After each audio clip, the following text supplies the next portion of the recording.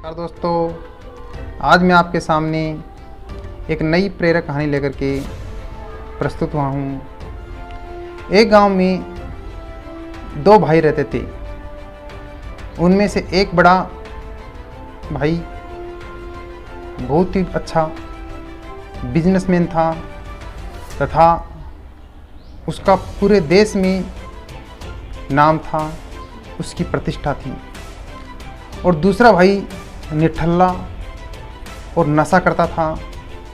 लोगों को उन दोनों भाइयों को देखकर आश्चर्य हो जाता था कि आखिर दोनों में इतना अंतर क्यों।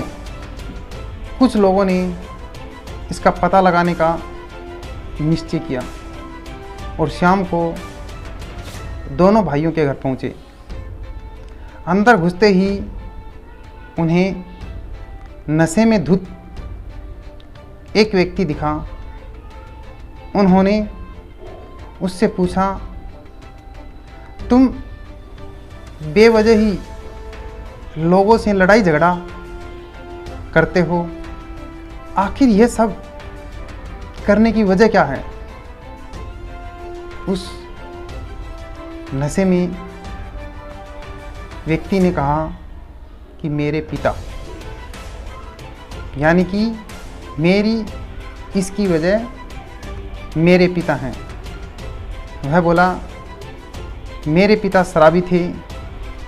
वे अक्सर मेरी माँ और हम दोनों भाइयों को पीटा करते थे। ऐसे में तुम लोग मुझसे और क्या उम्मीद कर सकते हो? इसलिए मैं भी अपने पिता के जैसा ही बन गया हूँ। फिर वे दूसरे भाई के पास गए।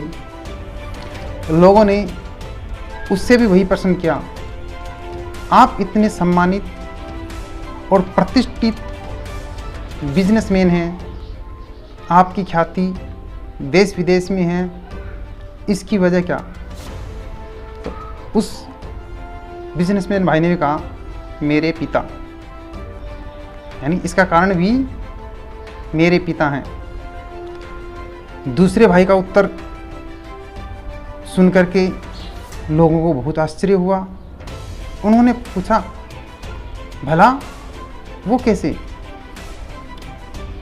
बिजनेसमैन भाई ने बोला कि मेरे पिता शराबी थे, नशे में वो हमें मारते पीटते रहते थे।